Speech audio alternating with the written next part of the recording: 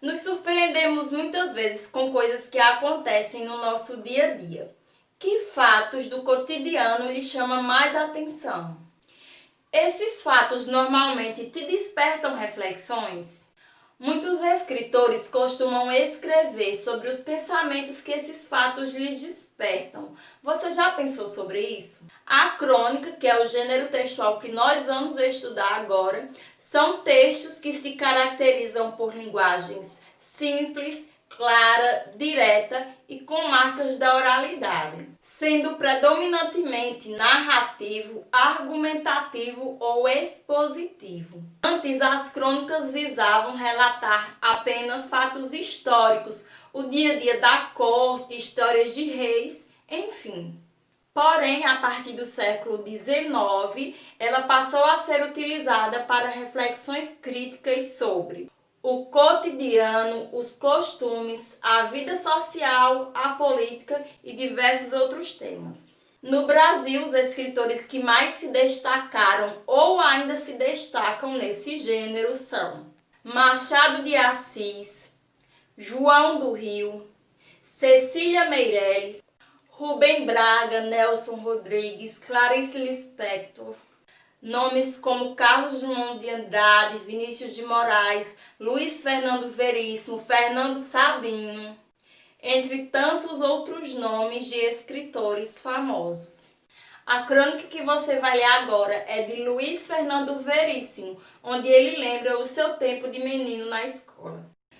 No meu tempo de frequentador de aulas, estudante seria um exagero, era assim.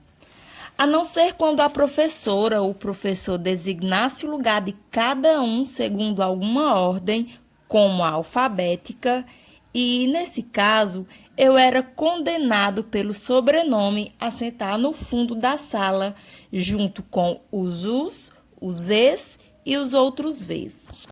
Os alunos se distribuíam pelas carteiras de acordo com uma geografia social espontânea, nem sempre bem definida, mas reincidente. Na frente sentava a turma do apagador, assim chamada porque era a eles que a professora recorria para ajudar a limpar o quadro negro e os próprios apagadores. Nunca entendi bem por que se sujar com pó de giz é considerado um privilégio, mas a turma do apagador era uma elite, vista pelo resto da turma como favoritos do poder e invejada e destratada com a mesma intensidade. Quando passavam para os graus superiores, os apagadores podiam perder sua função e deixar de ser os queridinhos da tia, mas mantinham seus e sua pose, esperando o dia da reabilitação, como todas as aristocracias tornadas irrelevantes. Não se deve confundir a turma do apagador com os certinhos e os bundas de aço. Os certinhos ocupavam as primeiras fileiras para não se misturarem com a massa, que sentava atrás. Os bundas de aço para estarem mais perto do quadro negro e não perderem nada. Todos os apagadores eram certinhos, mas nem todos os certinhos eram apagadores. E os bundas de aço não eram necessariamente certinhos. Muitos bundas de aço, por exemplo, eram excêntricos, introvertidos, ansiosos, enfim, esquisitos.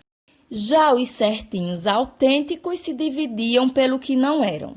Não eram nem puxa-sacos, como os apagadores, nem estranhos, como os bundas de aço, nem medíocres como a massa, nem bagunceiros como as criaturas do abismo, que sentavam no fundo.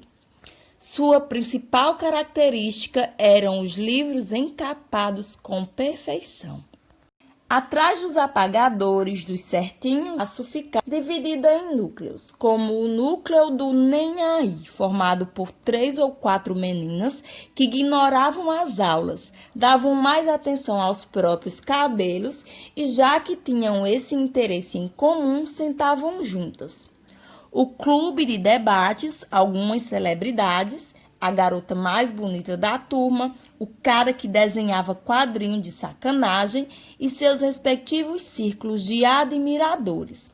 E nós, do centrão desconsolado, que só tínhamos em comum a vontade de ir em outro lugar.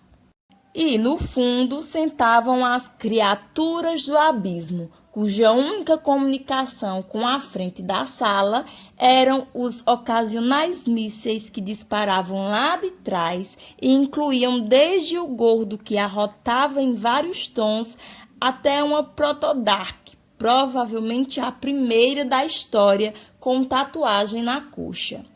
Mas isso tudo, claro, foi na Idade Média. Após a leitura, respondam as questões de 1 a 13.